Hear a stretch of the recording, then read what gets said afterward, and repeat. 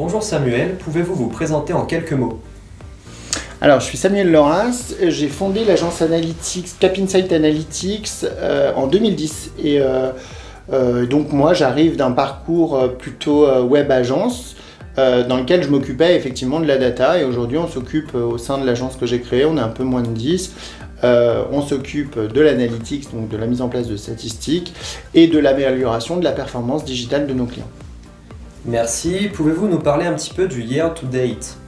Ah, le year to date, alors c'est un type de KPI, donc d'indicateur clé de performance, qui permet ce qu'on appelle la comparaison.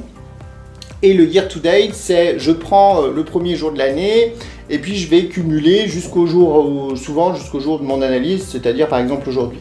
Je m'explique, si par exemple je suis au 15 mars, je vais par exemple prendre mon volume de vente du 1er janvier jusqu'au 15 mars. Et ce qui va m'intéresser, c'est de regarder la variation par rapport à mon volume de vente du 1er janvier jusqu'au 15 mars, par exemple, de l'année d'avant. Donc ça va être intéressant parce que ça répond à la fameuse question où j'en suis à ce jour par rapport au même jour l'année dernière. Est-ce que j'ai du retard? Est-ce que j'ai de l'avance? C'est un taux qu'on peut appliquer aussi, c'est un pourcentage qu'on peut appliquer aussi par rapport à un objectif.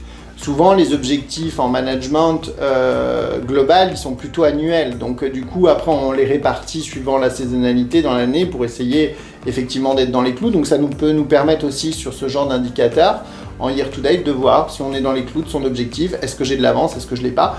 Et cet indicateur year to date, bien évidemment, souvent se tasse au fil du temps et au fil du moment où on va arriver jusqu'en fin d'année. Puisqu'en fin d'année, il bouge très peu, puisque votre performance de la dernière semaine, du coup, n'arrive forcément pas à rattraper tout ce que vous avez fait pendant l'année et il bouge un peu plus en début d'année.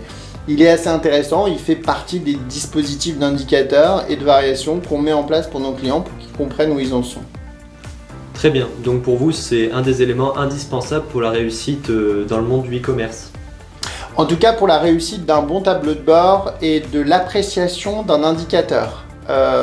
C'est très souvent utilisé par les équipes de management, oui.